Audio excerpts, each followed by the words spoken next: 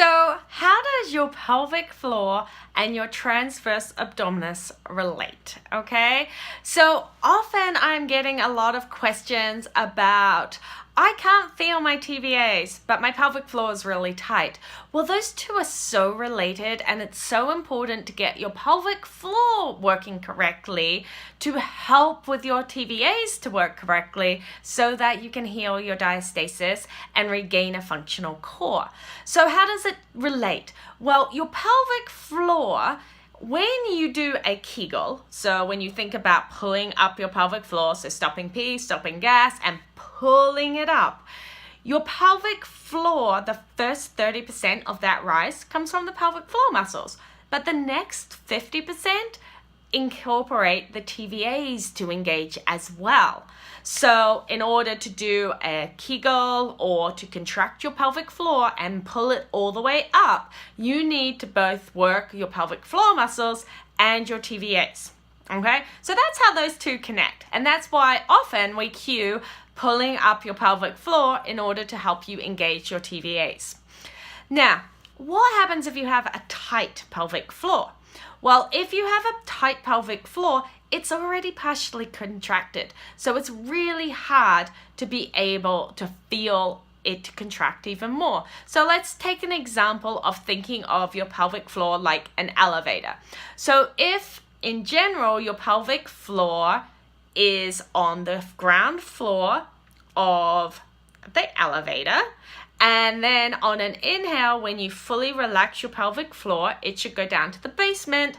And then when you engage and pull up your pelvic floor, it's going to go from the basement up to the ground floor, up to the first floor, up to the second floor, fourth floor, maybe even fifth floor, as you engage, depending on how hard you have pulled up and how many other muscles you've worked with that to pull up that pelvic floor all the way up to the fifth floor. Now, if your pelvic floor is tight and you can't release your pelvic floor, instead of being hanging out on the ground floor all the time, it's hanging out on the second floor. Now, if it's already up on the second floor and nice and it's tight up there, then for you to contract it and move it up to the fourth floor is going to be really difficult because that muscle is already contracted, your TVAs are already tight, so for you to feel it and to contract it even further is really hard. So thinking about like if you were in a bicep curl and your bicep was already contracted, to lift a weight from this position and lift it and move it, you're only moving this far. Now, if you are able to fully relax your bicep and lengthen it all the way down and then pull it all the way up, you're going to get a much better contraction and one that you can feel. And that muscle is going to be strong for the whole length of the muscle for the whole entire movement, all the way down, all the way up. Now, what does that do to relate to your TVAs and healing your diastasis and regaining a functional core?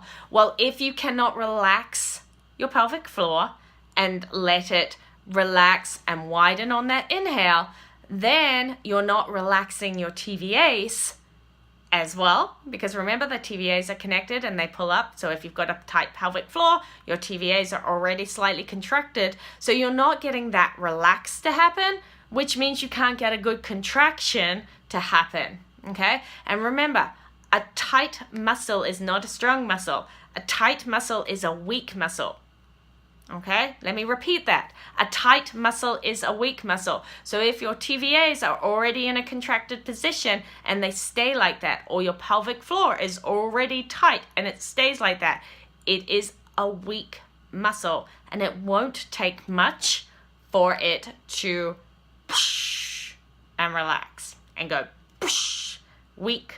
So thinking about your pelvic floor, if it's tight, then you put the pressure of a full bladder on it, and then let's just say you sneeze or you jump.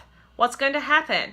It's going to and you're going to leak, okay? Or in a worst case scenario, you might form a prolapse if you do this prolonged time and you do a lot of cardio on a tight pelvic floor, go running before you're ready, that can cause enough pressure to cause prolapse because you're tight, and then something has to gives at the weakest point. It always gives at the weakest point.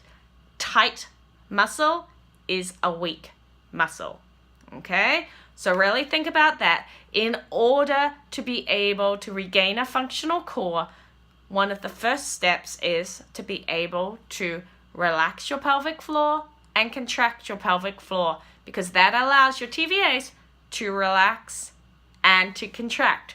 And when you can do that, then you can engage your TVAs to do some safe core work and actually work to strengthen them and the rest of your core with your breath, with safe core work like heel slides. And then once you've gone through that, then you can start keeping on progressing that core work, keeping on progressing the breathing work, keeping on progressing the actual exercises you do. You can start doing weights safely. You will be able to get back into cardio because you're not holding a pelvic floor that's tense and waiting for your, which is the jump that might make me leak.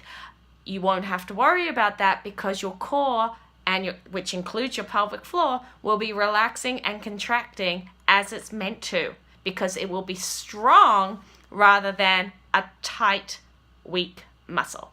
All right, I hope that helped. If you have any questions, post them below and I am happy to answer.